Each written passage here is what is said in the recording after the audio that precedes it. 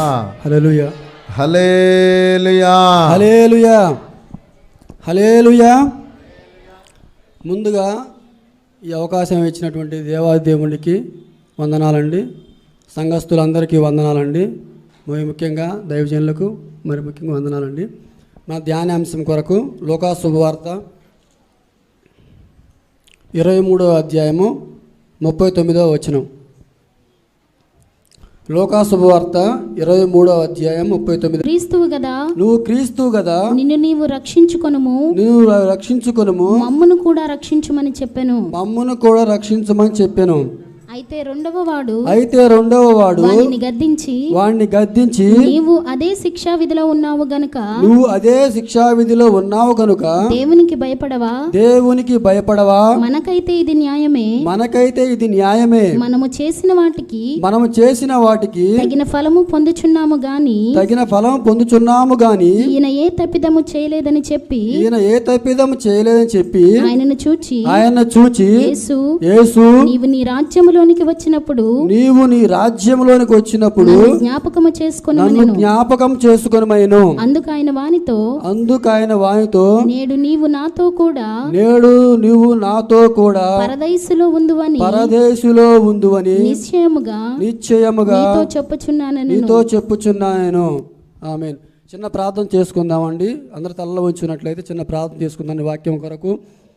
మహానతుడా, ప్రేమగల దేవా, నీకు వందనాలు స్తోత్రాలు చెల్లించుకుంటున్నాను ప్రభువా తండ్రి. అల్పుడను ప్రభువా, ఎన్నిక లేని వాడను ప్రభువా తండ్రి. ఈ స్థలములో నన్ను నిలబెట్టుకున్న విధానాన్ని బట్టి నీకు వందనాలు స్తోత్రాలు ప్రభువా. అయా, ఇక్కడ మానవ స్వరాన్ని ప్రభువా మరుగుపరిచి మీరే దైవిక స్వరంతో ప్రభువా మీరే మాతో అందరితో మాట్లాడి మమ్మల్ని సరిచేయమని ప్రభువా నీ యొక్క వాక్యాన్ని మా హృదయంలో నాటబడే విధంగా సహాయం దయచేయమని యేసు పరిశుద్ధ నామమున బతిమిలా వేడుకుంటున్నాం తండ్రి. ఆమేన్. ఇక్కడ చూసుకున్నట్లయితే యేసు ప్రభుల వారు ఆకాశానికి భూమికి మధ్యన వేలాడుతూ ఆఖరి నిమిషంలో దేవాది దేవుడు అందరికీ ఒక సువార్త చెప్పాలని నిశ్చయించుకున్నాడు. అది అప్పుడు పలికిన రెండవ మాట ఏంటంటే, నేడు నువ్వు నాతో కూడా పరదేశులో ఉందువని నిశ్చయముగా నీతో చెప్పుచున్నాను. అయితే అక్కడ మనం గమనించినట్లయితే ఆ కల్వరి కొండలో, ఆ యొక్క గోల్కొండ కొండలో చూసుకున్నట్లయితే అనేక మంది జనసమూహము అక్కడ ఉన్నారు. వారిలో చూసుకున్నట్లయితే శాస్త్రులు ఉన్నారు, ప్రధాన యాజకులు ఉన్నారు, పెద్దలు ఉన్నారు, భటులు ఉన్నారు, బహుజన సమూహం అక్కడ ఉన్నారు. ఇంకా చూసుకున్నట్లయితే ఆ మార్గంలో వెళ్ళేవారు అనేక మంది ఉన్నారు. అయితే ఇక్కడ ఒక్కొక్కరిది ఒక్కొక్క స్వభావం కలిగి అక్కడ ఉన్నారన్నమాట. చూసుకున్నట్లయితే శాస్త్రులను చూసుకున్నట్లయితే, ప్రధాన యాజకులను చూసుకున్నట్లయితే వారు ఏపాటికి దేవాది దేవుడిని శోధించే అనుభవం, శోధించే ఒక లక్షణం కలిగి ఉన్నారన్నమాట. అక్కడ మనం వాళ్ళతో తెలుసుకోవాల్సింది ఏంటంటే, వాళ్ళకి ఏం తెలుసు అంటే మోషే ధర్మశాస్త్రం బాగా తెలుసు. ఆ ధర్మశాస్త్రాన్ని మేము బాగా పిండి పాడేశాము, ఆ వాక్యం మాకు బాగా తెలుసు, దేవాది దేవుడి కంటే మాకు బాగా తెలుసు అని వారు దేవాది దేవుడిని ఎక్కడ కనిపిస్తే అక్కడ శోధిస్తూ ఉండేవారు అన్నమాట. ఈ సందర్భంగా మనం తెలుసుకోవాల్సిన విషయం ఏంటంటే, దేవుని వాక్యం బాగా తెలిసినంత మాత్రాన దేవుని రాజ్యానికి వెళతామా అంటే ఖచ్చితంగా వెళ్ళమండి. దేవుని వాక్యం తెలిసిన వాక్యానుసారంగా ఎవరైతే జీవిస్తారో వారు మాత్రమే దేవుని రాజ్యానికి అర్హత సంపాదించుకుంటారు. ఇంకా అక్కడ చూసుకున్నట్లయితే అనేక జనసమూహము ఉన్నారు. ఆ జనసమూహంలో చాలామంది అక్కడ అద్భుతాల కొరకు వచ్చే బ్యాచ్ ఉన్నారు. అద్భుతాలు అంటే ఏంటంటే, ఆ యేసు ప్రభులు వారు యెరూషలేములోకి వెళ్ళినప్పుడు అనేక కార్యాలు చేస్తూ ఉన్నారు. ఎలాంటి కార్యాలంటే చనిపోయిన వారిని లేపుతూ ఉన్నారు, ఇంకా చూసినట్లయితే కుంటి వారిని స్వస్థపరుస్తూ ఉన్నారు, గుడ్డి వారిని స్వస్థపరుస్తూ ఉన్నారు, రకరకాల కార్యాలు చేస్తూ ఉన్నారు. ఆ కార్యాలను చూస్తూ వాళ్ళు మా జీవితంలో కూడా ఇలాంటి కార్యాలు జరగాలని చెప్పేసి ఆశించి ఆయన వెంట వెళుతూ ఉన్న జనసమూహం. అయితే ఇక్కడికి ఎందుకు వచ్చారంటే, వాళ్ళు ఈ చివరి గడియలో కూడా యేసు ప్రభులు వారు ఎలాగా ఆ మరణాన్ని ఎలా జయిస్తారా, లేకపోతే ఆ సిలువ నుంచి ఎలాగ కిందకు వస్తారా, ఆ కార్యాన్ని మేము కూడా చూడాలని వచ్చిన బ్యాచ్ అన్నమాట. మనం కూడా ఈ యొక్క నిత్య జీవితంలో చూసుకుంటూ ఉన్నట్లయితే మనం కూడా ఈ కార్యాల వైపు, అద్భుత కార్యాల వైపు వెళ్తూ ఉంటాము. అలాంటి లక్షణాలు మనం ఉండకూడదని దేవుడు చెబుతున్నాడు. ఎలాగంటే ఈ యొక్క మన మానవ రీతిగా ఉన్నప్పుడు మనకి రోగం అనేది వస్తూనే ఉంటుంది, పోతూనే ఉంటుంది. కానీ దేవుని వాక్యం అనేది మన హృదయంలో ఉన్నట్లయితే ముందుకు వెళ్ళడానికి అవకాశం ఉంటుందన్నమాట. ఇంకా చూసుకున్నట్లయితే అక్కడ ఉన్న వాళ్ళలో కొంతమంది దేవుణ్ణి హేళన చేసే బ్యాచ్ ఉంది. ఎప్పుడు దేవుణ్ణి హేళన చేస్తూ ఉంటాము. మాకు ఆ కార్యం జరగలేదు, ఈ కార్యం జరగలేదు, దేవుణ్ణి హేళన చేస్తూ ఉంటాము. ఇంకా చూసుకున్నట్లయితే దేవాది దేవుణ్ణి అనేక మంది బడులు అక్కడ చిత్రహింసలు పెడుతూ ఉన్నారు. చిత్రహింసలు భయంకరంగా పెడుతూ అతని కొరడాలతో కొట్టి అక్కడికి సిలువను తీసుకొని వచ్చి అక్కడ ఇంకా బాగా చిత్రహింసలు పెడుతున్నారు. ఆ దాహం వేస్తూ ఉన్నప్పుడు చేదు చిరపుంజిని ఇచ్చారన్నమాట. ఇంకా చూసుకున్నట్లయితే అక్కడ చీట్లు వేసి, అతని చిన్న వస్త్రం ఉంది, ఆ చిన్న వస్త్రాన్ని కూడా చీట్లు వేసి వారు లాగేసుకునే స్వభావం అక్కడ ఉన్నారన్నమాట. ఒక విధంగా చెప్పాలంటే యేసు ప్రభులు వారు తన జననం అనేది పశువుల పాకలో పశువుల మధ్య జన్మించాడు. ఇంకొక విధంగా చెప్పాలంటే తన మరణం కూడా పశువుల లాంటి మనుషుల మధ్య జరుగుతూ ఉందండి. ఎలాగంటే తన కుడి పక్కన చనిపోయిన వారిలో ఇద్దరిలో కుడి పక్కన ఒక సిలువ వేయబడింది, ఎడం పక్కన ఒక సిలువ వేయబడింది. కుడి పక్కన ఉన్న వ్యక్తి ఒక బందిపోటు దొంగ, ఎడం పక్కన ఉన్న ఒక వ్యక్తి బందిపోటు దొంగ. ఇద్దరు భయంకర క్రూరులు, నరహంతకులు. ఇంకా చూసుకున్నట్లయితే వారు బరబ్బాకి ఫ్రెండ్స్గా పిలువబడుతున్నవారు. వారు ఈ యొక్క రోమా ప్రభుత్వానికి వ్యతిరేకంగా ఒక ప్రభుత్వాన్ని ఏర్పాటు చేసి అక్కడ ఉందామని వాళ్ళలో ఉన్న వ్యక్తులు. ఇంకా చూసుకున్నట్లయితే దారి దోపిడీ జనులు అన్నమాట. వాడు దారి దోపిడీ అంటే వచ్చేవారిని ఎవరికి తెలియకుండా వారిని కొట్టేసి వాళ్ళ దగ్గర ఉన్న డబ్బుల్ని కాజేసి వాళ్ళు ఆ డబ్బులతో ఎంజాయ్ చేసుకునే ఒక లక్షణం గలవారన్నమాట. అలాంటి వ్యక్తుల మధ్య దేవాది దేవుణ్ణి సిలువ వేయడం అనేది చాలా బాధాకరమైన విషయం. అక్కడ మనం చూసుకున్నట్లయితే 3 సిలువలు మనకు కనిపిస్తూ ఉన్నాయండి. ఒకటి కుడివైపు ఉన్న సిలువ, ఇంకొకటి చూసుకున్నట్లయితే ఎడం వైపు ఉన్న సిలువ, మధ్యలో చూసుకున్నట్లయితే యేసు ప్రభులు వారు. కుడివైపు ఉన్న వ్యక్తిని చూసుకున్నట్లయితే అతను పాపాన్ని విడిచిపెట్టి మరణించాడన్నమాట. పాపాన్ని విడిచిపెట్టిన సిలువ మరణం. ఎడం వైపును చూసుకున్నట్లయితే పాపంతో చనిపోయిన సిలువ మరణం. మన 3వ సిలువ చూసుకున్నట్లయితే పాపుల కొరకు వచ్చి సిలువ యాగమై చనిపోయిన సిలువ మరణం. హల్లెలూయా, హల్లెలూయా, హల్లెలూయా. అట్లయితే చూసుకుందామండి. ఎడం వైపు ఉన్న దొంగ గురించి కొద్ది నిమిషాలు మనం ధ్యానిద్దామండి. ఎడం వైపు ఉన్న వ్యక్తి దూషించే స్వభావం గలవాడు. ఎలాగంటే ఒక లోకాసు వార్త 23వ అధ్యాయం 39వ వచనంలో వేలాడబడిన ఆ నేరస్తుల్లో ఒకడు ఆయన్ను దూషించుచు, అంటే అతనికి దూషించే అలవాటు ఉంది. ఏంది? యేసు ప్రభులు వారిని దూషించే అలవాటు ఉంది. ఇంకొక చూసుకున్నట్లయితే మత్తయి సువార్త 27:44 చదవద్దండి. 27:44లో చూసుకున్నట్లయితే నిందించే స్వభావం అతనికి ఏంటంటే దూషించే స్వభావం అనేది. ఇంకో విధంగా చూసుకున్నట్లయితే నిందించే స్వభావం. అతనికి ఏంది? కార్యం కావాలి. అక్కడ దేవాది దేవుడి దగ్గర కార్యం కావాలి. అందుకని ఆ కార్యం జరగపోయేసరికి దేవుణ్ణి దూషిస్తున్నాడు, దేవుణ్ణి నిందిస్తూ ఉన్నాడు. మనం ఈ విషయం తెలుసుకోవాల్సిన విషయం ఏంటంటే మన నిత్య జీవితంలో కూడా అనేక కార్యాలు జరుగుతూ ఉంటాయి, కొన్ని కార్యాలు లేట్ అవుతూ ఉంటాయి. కానీ లేట్ అవుతున్నప్పుడు మనం ఏమనుకుంటామంటే ఇది దేవుడు మన కార్యం చేయట్లేదని. కొన్ని సందర్భాల్లో డిప్రెషన్లో దేవాది దేవుడిని మనం కొన్నిసార్లు దూషించిన అనుభవం లేకపోలేదు, నిందించిన అనుభవం లేకపోలేదు. ఈ సందర్భంగా మనతో దేవుడు మాట్లాడుతున్న విషయం ఏంటంటే యెషయా గ్రంథం 59:1 ఒకసారి చదువుదామండి. యెషయా గ్రంథం 59:1 రక్షింపనేరక ఉండునట్లు యెహోవా హస్తము కురచకాలేదు, విననేరక ఉండునట్లు ఆయన చెవులు మందము కాలేదు. మీ దోషములు మీకును మీ దేవునికిని అడ్డముగా వచ్చెను. మీ పాపములు ఆయన ముఖమును మీకు మరుగుపరిచెను గనుక ఆయన ఆలకించుకున్నాడు. అయితే చాలండి. ఇక్కడ మనం ఏం తెలుసుకోవాలంటే మన పాపములు, మన దోషములు అనేవి ఉన్నాయి కాబట్టి, మనలో ఆ పాపాలు, ఆ దోషాలు ఉన్నాయి కాబట్టి దేవాది దేవునికి ఆ దోషాలు మనకి దేవాది దేవుడికి మధ్యలో ఒక అడ్డుకట్టగా ఉన్నాయి కాబట్టి కొన్ని సందర్భాల్లో దేవాది దేవుడు మన విషయాల్లో ఏంది కార్యాలు జరిగించకపోయి ఉండవచ్చు.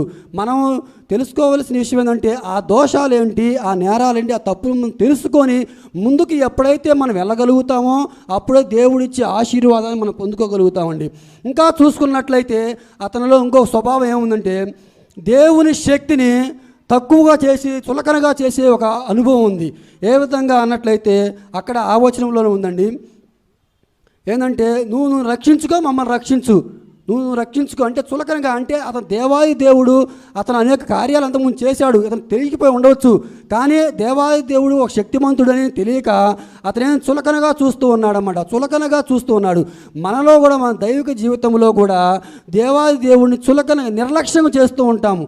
ఎలాగా అంటే కొన్ని సందర్భాల్లో మనం ఏదో చిన్న చిన్న షాకుల ద్వారా మనం ఆదివారం రాకుండా ఉంటాము, చర్చికి మందిరానికి రాకుండా ఉంటాము.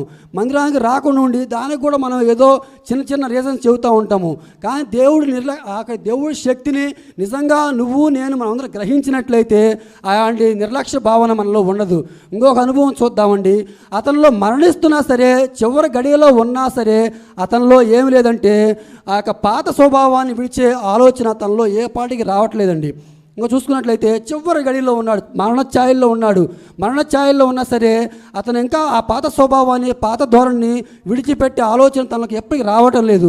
మనం కూడా చూసుకున్నట్లయితే దేవాది దేవుడు మనల్ని అనేక సందర్భాల్లో మనల్ని రక్షించాడు. ఇంకా చూసుకున్నట్లయితే అనేక రకమైన రోగం నుంచి మనం విడుదల తెచ్చాడు. ఇంకా చూసుకున్నట్లయితే మరణఛాయల్లో నుంచి కూడా మనకి విడుదల దయచేశాడు. కానీ మనం రక్షించబడి కోలుకున్న తర్వాత దేవునికి ఇష్టలుగా ఉంటున్నామా అంటే కొన్ని సందర్భాల్లో దేవుడికి ఇష్టంగా ఉండలేదని చెప్పుకోవచ్చు. ఎందుకంటే మన పాత స్వభావానికి మరలా తిరిగి వెళుతూ ఉన్నాము. అందుకే పేతురు గారు అన్నారు, కుక్క తన వాంతికి తిరిగినట్టుగా తిరగమాకండి అని చెప్పి అన్నాడు అన్నమాట. కుక్క తన వాంతికి తిరుగుతూ ఉంటుంది, పాత స్వభావానికి తిరుగుతూ ఉంటుంది. మనం కూడా దేవాది దేవుడిని మరణ ఛాయల్లోకి తీసుకెళ్ళి బతికించినా సరే కొన్ని సందర్భాల్లో మనం దేవునికి అయిష్టులుగా జీవిస్తూ ఆ పాత స్వభావాన్ని విడిచిపెట్టలేక, పాత రోత జీతాన్ని విడిచిపెట్టలేక మనం ఆ యొక్క నరకానికి ఆహుతులవుతూ ఉన్నాము. ఇంకా చూసుకున్నట్లయితే అతనికి ఆ యొక్క ఎడమవైపున దొంగకి తనలో భయం అనేది లేదండి. ముందు భయం అనేది లేదు. చాలామందికి భక్తి ఉంటుంది కానీ భయం ఉండదు. భయం ఉండదు. ఏ విధంగా అంటే భక్తిని ప్రతి ఒక్కరికి ఉంటుందండి. ఈ యొక్క ఉపవాస దినాలు అన్నప్పుడు, లెంట్ డేస్ అన్నప్పుడు మన క్రైస్తవులు కూడా చాలామంది చాలా నిష్టగా, చాలా పర్ఫెక్ట్గా భక్తిగా ఉంటారు. తనకు భయం ఉండదు. దేవుని వాక్యం చెబుతుంటే భయభక్తులు కలిగి నన్ను సేవించండి అని చెప్పి దేవుని వాక్యం చెబుతుంది. కానీ మనం భక్తి ఉంటే భయం ఉండదు, భయం ఉంటే భక్తి ఉండదు. కానీ ఈ యొక్క వాక్యం ద్వారా మనం తెలుసుకోవాల్సిన విషయం ఏంటంటే భయభక్తులు కలిగి దేవుని వాక్యాన్ని తీసుకొని దేవుని వాక్యాన్ని మనం నెరవేర్చే వారిగా ఉండాలి. ఇంకొక చూసినట్లయితే దేవుని కార్యాన్ని ఆటంకపరిచేవాడిగా ఉన్నాడండి. అక్కడేముంది, దేవాదేవుడు ఎందుకు వచ్చాడు? నీ కోసం, నా కోసం, మన పాపముల కోసం శిలువ యాగం అవుతున్నాడు. మనిషి రూపుగా జన్మించి ఎన్నో శ్రమలు అనుభవించి శిలువ యాగం అవుతున్నప్పుడు నువ్వు రక్షించుకో, మమ్మల్ని రక్షించు అన్నాడన్నమాట. శిలువ మరణాన్ని ఆపే ప్రయత్నం చేస్తూ ఉన్నాడు. శిలువ మరణం ఎందుకండి? మన పాప ప్రాయచిత్తం కొరకు శిలువ మరణం అండి. కానీ అక్కడ దొంగ చేస్తానంటే దేవుని యొక్క పనిని ఆటంకపరిచే విధంగా ఉన్నాడండి. హల్లెలూయా, హల్లెలూయా, హల్లెలూయా. చూసుకున్నట్లయితే మనం కూడా దేవునితో తిరుగుతూ ఉన్నవారమే. కానీ కొన్ని సందర్భాల్లో దేవుని యొక్క పనులను ఆటంకపరిచే వారిగా ఉంటూ ఉంటామండి. ఒక సందర్భంలో పేతురు గారిని, యాకోబు గారిని ఇద్దరిని యేసు ప్రభువు వారు కొండ ప్రాంతానికి తీసుకెళ్ళినప్పుడు ఆ ప్రాంతంలో యేసు ప్రభు గారితో పాటు ఏలియా గారు, అదేవిధంగా మోషే గారు ఇద్దరు వచ్చి ప్రత్యక్షమైనప్పుడు అక్కడ రూపాంతరం చెందుతారండి.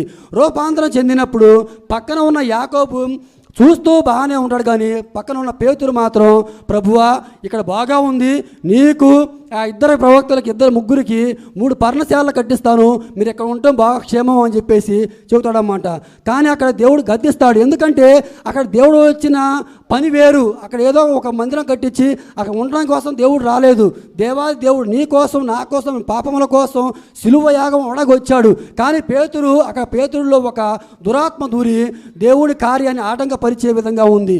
దేవుడు మనతో మాట్లాడుతున్న వాక్యం ఏంటంటే, మనము కూడా దేవుడితో అనుసంధానం కలిసిన వ్యక్తులమే, దేవుడితో తిరుగుతున్న వ్యక్తులమే, దేవుడితో పాటు ప్రతి ఆదివారం ఉన్న వ్యక్తులమే. కానీ కొన్ని సందర్భాల్లో దేవుడు సాతాను మనలో కూడా కొన్నిసార్లు దేవుడు పనులు ఆటంకపరిచే విధంగా వాడుకుంటూ ఉంటాడండి. దేవుడు పని మనం చేయకపోయినా పర్లేదు, కానీ దేవుడు పనిని ఆటంకపరిచే బిడ్డలుగా మనం ఉండకూడదని దేవుడు ఈ వాక్యం ద్వారా మనతో మాట్లాడుతున్నాడండి. మనం కూడా ఈ యొక్క ఎడమవైపు ఉన్న దొంగను బట్టి మనం తెలుసుకోవాల్సిన విషయం ఏంటి? దూషించే స్వభావాన్ని విడిచిపెట్టాలి, నిందించే స్వభావాన్ని విడిచిపెట్టాలి. దేవుని శక్తిని తక్కువ అంచనా వేయకూడదు. ఇంకా చూసినట్లయితే దేవుని కార్యాలను ఆటంకపరిచే వారిగా ఉండకూడదండి. చూసుకున్నట్లయితే ఇంకొక మరణము, కుడివైపు ఉన్న మరణం ఏంటంటే పాపాన్ని విడిచిపెట్టి సిలువ యాగమైన మరణం అన్నమాట. అతని గురించి తెలుసుకుందామండి. కుడివైపు ఉన్న దొంగ గురించి తెలుసుకోవాల్సిన విషయం ఏంటంటే ముందుగా తన తప్పును తను తెలుసుకున్నాడు. ఈ యొక్క భూమండలం మీద అంత కష్టమైన పని ఏంటంటే తన తప్పును తను తెలుసుకోవటం. అది మంచి పని ఏంటంటే తన తప్పును మనం తెలుసుకోవటం. మన తప్పును మనం ఎప్పుడైతే తెలుసుకున్నామో దేవుని రాజ్యానికి అర్హత సంపాదించినట్లకేనండి. అతని రాతి హృదయం అనేది మాంసం ముద్దగా మారింది. ఎప్పుడండి? తన తప్పును తను ఎప్పుడైతే తెలుసుకున్నాడో, తన తప్పును ఎప్పుడైతే గుర్తించాడో అప్పుడు తన రాతి హృదయం, ఆ బందిపోట్ల హృదయం ఎలా ఉంటుందండి? రాతి హృదయం, కఠినాత్ములు, ఎంత భయంకరులు. కానీ అలాంటి భయంకరుల వ్యక్తులు హృదయం ఎప్పుడు మారిందంటే దేవాది దేవుడు సిలువలో పలికిన మొదటి మాట వల్ల రెండో ఒక వ్యక్తి, కుడివైపు ఉన్న వ్యక్తి హృదయం అనేది మారిపోయిందండి. చూసుకున్నట్లయితే అక్కడ అక్కడ అద్భుత కార్యాలయం జరగలేదు. అక్కడ యేసు ప్రభులు వారు చనిపోయిన వారిని లేపలేదు. ఇంకా చూసుకున్నట్లయితే ఇంకా రకరకాల కార్యాలు జరగలేదు. ఇంకా చూసుకున్నట్లయితే అక్కడ భూమి రెండుగా చేరలేదు. అక్కడ బాగా ఘనకార్యాలు జరగలేదు. కానీ దేవుని వైపు చూశాడు. అక్కడ దేవుడు అక్కడ జరుగుతున్న హృదయం చూశాడన్నమాట. దేవుడి హృదయాన్ని ఆ రెండో వ్యక్తి మంచి దొంగ చూశాడు. ఇంకా చూసుకున్నట్లయితే దేవునికి భయపడే వ్యక్తిగా ఉన్నాడండి. మనం ఈ సందర్భంలో దేవునికి భయపడే వ్యక్తులుగా ఉన్నామా లేదనేది దేవుడు మనకి అవకాశం ఇస్తున్నాడు. మారు మనసు కలిగిందండి. తనలో ముందు మారు మనసు కలిగి పాపక్షమాపణ కలిగింది. ఎప్పుడైతే పాపక్షమాపణ కలిగిందో, నేను పాపిని ప్రభువా, నన్ను క్షమించు ప్రభు అని ఒక చిన్న ప్రార్థన చేయడం ప్రారంభించాడండి. ప్రభువా, నీ యొక్క రాజ్యంలోకి వచ్చినప్పుడు నన్ను జ్ఞాపకం చేసుకో ప్రభు అని ఒక చిన్న ప్రార్థన చేయడం మొదలుపెట్టాడండి. ఎప్పుడైతే ఆ చిన్న ప్రార్థన చేయడం తనలో మనసులో కలిగిందో పరలోకపు జ్ఞానంతో ఆలోచించడం మొదలుపెట్టాడండి. భూలోక సంబంధమైన జ్ఞానంతో ఆలోచించలేదు, కానీ పరలోక సంబంధమైన జ్ఞానంతో ఆలోచించడం మొదలుపెట్టాడు. ఇంకా చూసుకున్నట్లయితే తన ప్రార్థన అనేది దేవాది దేవుని హృదయాన్ని కదిలించే విధంగా ఉందండి. దేవుడు ఈరోజు మనతో మాట్లాడుతున్న విషయం ఏంటంటే ప్రభువా అన్న ప్రతి ఒక్కరు పరలోక రాజ్యానికి అర్హులు కారు, కానీ దేవుని చిత్తాన్ని నెరవేర్చిన వారే పరలోక రాజ్యానికి అర్హత ఉందని దేవాది దేవుడు వాక్యం ద్వారా మనతో మాట్లాడుతున్నాడు. నీ ప్రార్థన, నా ప్రార్థన విస్తారంగా ఉందా? ఒకవేళ హృదయాంతరంగా రావటం లేదా? ఈరోజు దేవుడు మనతోనే మాట్లాడుతున్నాడు. నీతో, నాతో, అందరితో మాట్లాడుతున్నాడు. ఎక్కడైనా సరే ఆ మంచి దొంగ అంటే కుడివైపున దొంగ వలె పాపక్షమాపణ కలిగి, మారు మనసు కలిగి, నీలో పరలోకపు జ్ఞానంతో కలిగి దేవునికి మొరపెట్టుకున్నట్లయితే దేవాది దేవుడు నీకు, నాకు, మనందరికీ ఆ రాజ్యాన్ని ఇవ్వడానికి సిద్ధంగా ఉన్నాడు. అది స్వీకరించడానికి మనం సిద్ధంగా ఉన్నామా? ఇంకా చూసుకున్నట్లయితే అక్కడ ఒక మంచి కార్యం జరిగిందండి. అతను కుడివైపున్న దొంగ ఏ బాప్తీసం తీసుకోలేదు, కానీ దేవుని రాజ్యానికి ఒక అర్హత సంపాదించాడు. చాలామంది ఈ వాక్యాన్ని పట్టుకొని ఏమంటారంటే మనం బాప్తీసం తీసుకోకపోయినా పర్లేదు, మళ్ళీ మారు మనసు కలిగి ఉన్నట్లయితే దేవుని రాజ్యానికి వెళ్ళిపోవచ్చు అనుకుంటా ఉన్నారు. కానీ అది పొరపాటు అండి. ఒకసారి వాక్య ప్రకారం చూద్దామండి. మార్కు సువార్త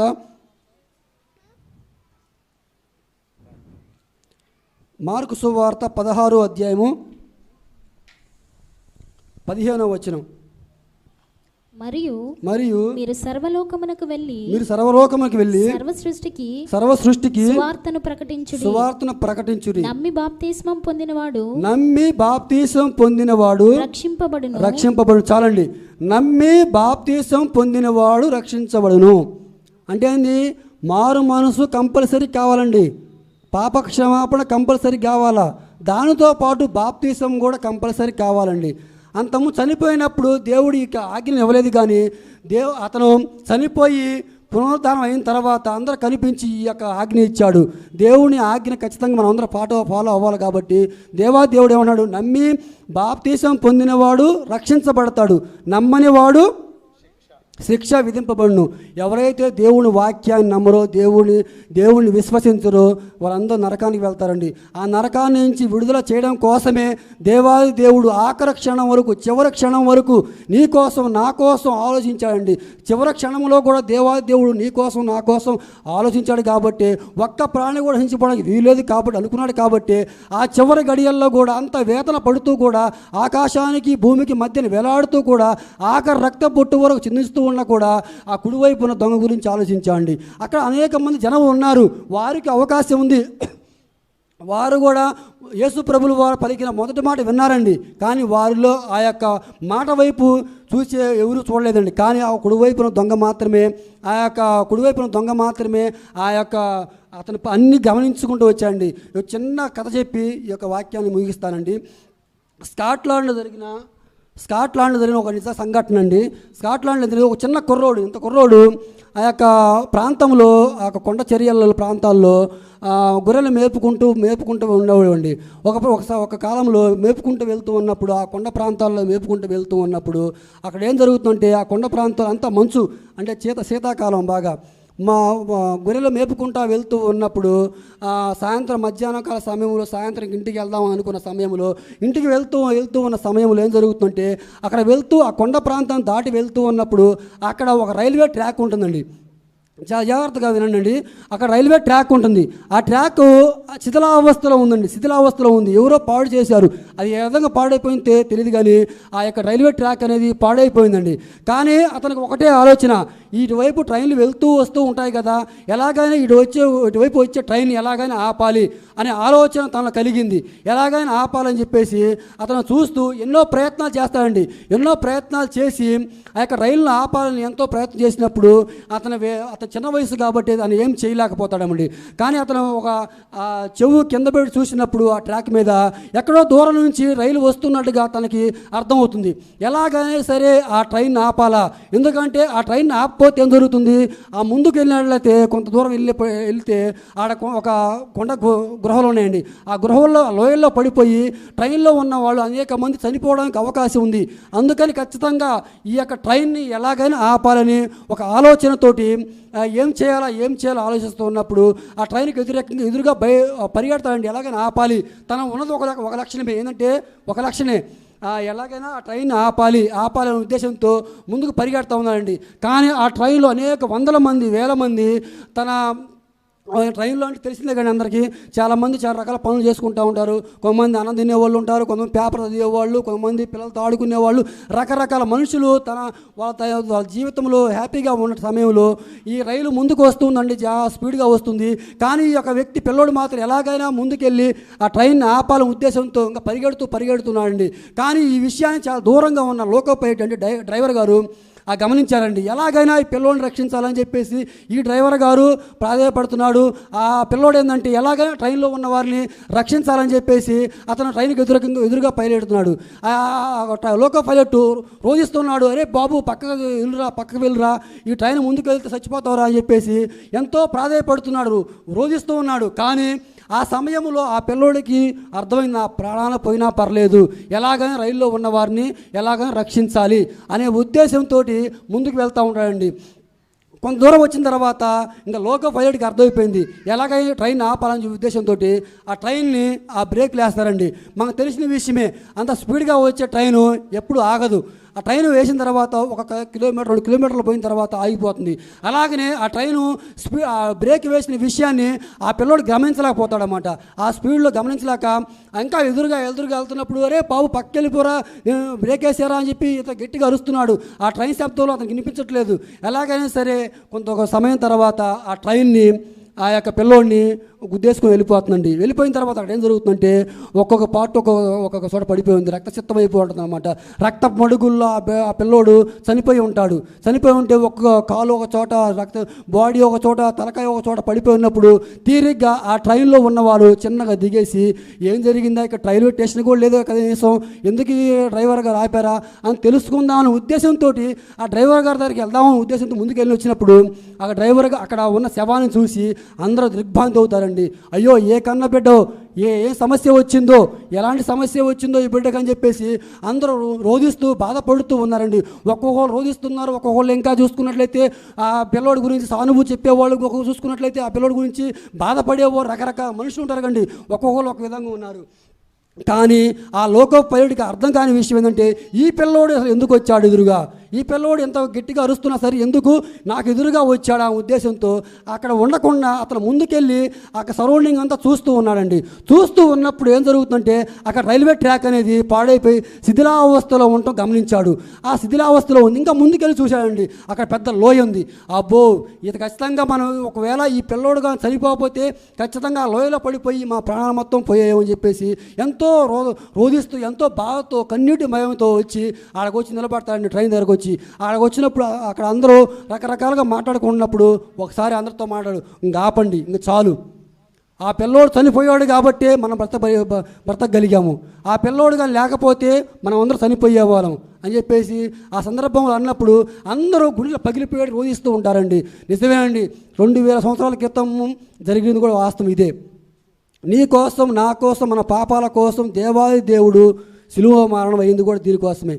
నువ్వు నేను మనందరూ రక్షించబడాలని దేవుని కోరిక కాబట్టి ఒకవేళ నువ్వు ఎడమ వైపు ఉన్న దొంగ వలె జీవిస్తూ మరణ ఛాయల్లోకి వచ్చినా సరే చివరి గడియ వరకు ఛాన్స్ ఇచ్చినా సరే దేవుడిని విడిచిపెట్టి దేవుడికి దూరంగా వస్తూ పాప జీవితంలోనే ఉంటూ పాప జీవితంలోనే రోజుగా జుర్రుకుంటూ జీవిస్తూ ఉన్నావేమో, ఒకవేళ దేవుడి పనులు ఆటంకపరుస్తూ ఉన్నావేమో, ఈ సమయంలో దేవుడు నీతో మాట్లాడుతున్నాడండి. అలాంటి స్వభావాన్ని విడిచిపెట్టి దేవాది దేవుడు మన కోసం తన కుడి చేతిని ఎత్తుకు చూస్తూ ఉన్నాడండి. నీ వైపు నా వైపు చూస్తున్నాడు.